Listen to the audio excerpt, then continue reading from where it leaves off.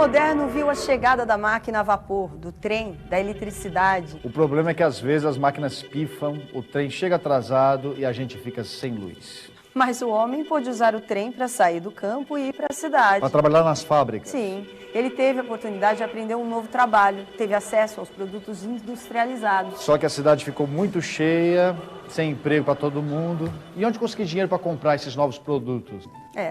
O fato é que o mundo mudou. Para melhor ou para pior. Mas esse não é mais o mundo que a gente vive.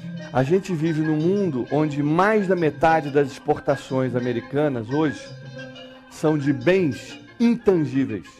Um bem intangível é um bem que eu não posso segurar na mão. O que caracterizou o mundo pós-revolução industrial foi a fábrica. E um determinado modo de se trabalhar, onde eu dividia o trabalho. Onde um cara era especialista em apertar parafuso. E um operário botava um pé da mesa, o outro botava o outro pé da mesa. Isso é uma revolução.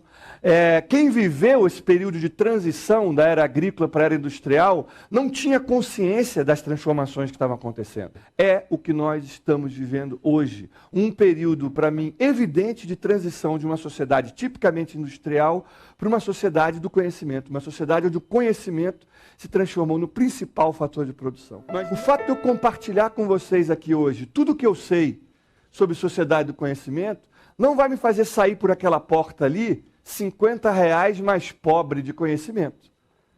Cada vez que eu compartilho o que eu sei com os outros, eu sei mais. Com o conhecimento não funciona as leis básicas da economia. Algumas das leis básicas da economia, dentre elas a teoria da escassez. Ao contrário, o que vale é a da abundância. Quanto mais compartilhar, mais conhecimento eu tenho. Quanto mais eu colaborar, melhor. Na era industrial, quanto mais eu competir, melhor. Porque é escasso. O petróleo vai acabar. Então eu tenho que tirar petróleo do meu vizinho. Eu tenho que invadir o Iraque e tirar o petróleo dele. Porque se ele tiver petróleo, eu não tenho petróleo. Nós não estamos vivendo uma era de mudança, nós estamos vivendo uma mudança de era. É completamente diferente. Nós estamos saindo de uma era tipicamente industrial e entrando numa era onde o conhecimento passou a ser o principal fator de produção. E isso implica numa mudança do trabalho. Se o bom trabalhador da era agrícola ou industrial, como Ford dizia, era aquele que deixava o cérebro em casa, na sociedade do conhecimento, qual é o trabalhador que eu preciso? Que tipo de trabalho eu preciso? Que tipo de estrutura dentro de uma empresa eu preciso? Porque para eu garantir que aquele trabalhador ia produzir as porcas e parafusos no ritmo que eu queria, tem que ter chicote por trás. E alguém batendo um bumbo para marcar o ritmo da produção. O diferencial hoje são as pessoas. Tecnologia iguala às empresas. Se eu sou uma companhia aérea, eu compro um software maravilhoso para fazer check-in, no mês seguinte o meu concorrente bota o software lá. Se eu compro uma nova máquina para produzir automóvel mais rápido, 3 meses depois o meu concorrente bota a máquina também. Tecnologia iguala às empresas. As pessoas é que vão fazer a diferença. E as empresas já perceberam isso. Não todas, evidentemente. É um processo de transição. Alguns não vão nem perceber, vão ficar pelo meio do caminho. Qual é a visão que predomina? A visão de mundo, filosófica, vamos chamar assim. A visão que predomina no mundo e na academia, por exemplo, na universidade, é uma visão cartesiana de mundo. É uma visão que organiza um problema complexo, que procura dividir um problema complexo em problemas menores. Porque um problema complexo eu não consigo tratar, ele é muito grande. Aí eu divido em problemas menores. Dividir para governar. Então, na universidade, a gente se divide em matemática, física, psicologia. Gente, isso não dá conta mais da realidade. Mas a vida é complexa, a vida, mais os nossos acadêmicos, que estão lá no seu Olimpo, os PhDeuses, no seu Olimpo, se recusam a ver a vida, porque eles estão naquele mundinho deles fechado. E ele acha que a verdade do mundo está toda ali na matemática. Nada mais fora da matemática existe. E um bom projeto de pesquisa é o que contempla a matemática.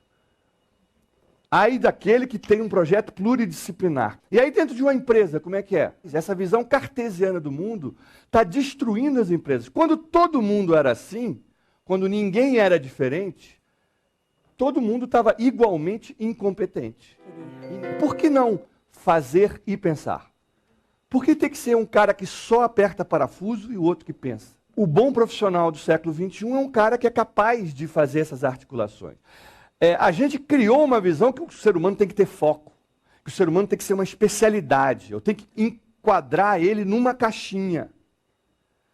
Porque era assim que a produção estava organizada, né? Eu tinha que dizer, não, você é um torneiro mecânico, você é um arquiteto, você é isso, você é aquilo, mas as pessoas, o que eu encontro cada vez mais nos meus alunos, na vida, são pessoas que ficam, inclusive, vão fazer análise para tentar entender, eu não consigo me definir, gente. Eu sou um cara que gosta de arte, eu gosto de engenharia, mas por que ele precisa se definir? Então, visão sistêmica é a primeira coisa. É abandonar a visão cartesiana para entrar na sociedade do conhecimento.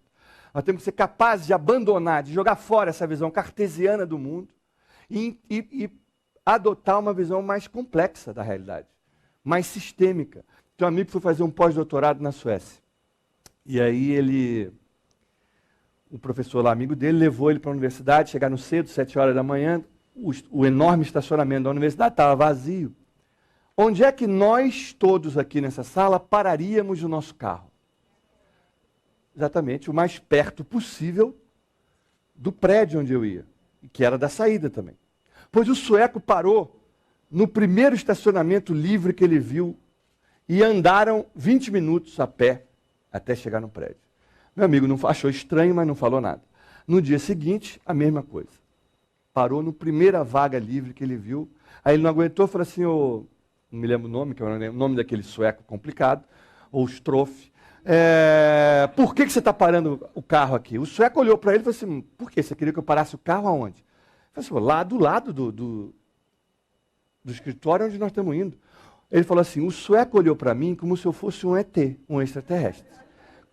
Que mundo você veio? Eu falei assim, gente, nós estamos chegando cedo, o sueco falou para ele. Nós temos tempo para andar até o nosso escritório. Não te parece óbvio que que o cara mais atrasado de todos nós que chegar aqui tenha o direito de parar na vaga mais perto do escritório? Com isso, nós vamos minimizar o atraso dele. O sueco estava pensando com visão sistêmica. Ele não estava pensando no que era melhor para ele. Ele estava pensando na melhor maneira de reduzir o atraso global de todo mundo ali. Mas aqui a gente faz o quê? Fecha cruzamento, ultrapassa pelo acostamento, dane-se o resto. O problema é eu chegar 5 segundos mais rápido que o outro. Então isso para mim é a primeira questão. É mudar a visão de mundo. É a maneira com que eu enxergo a realidade.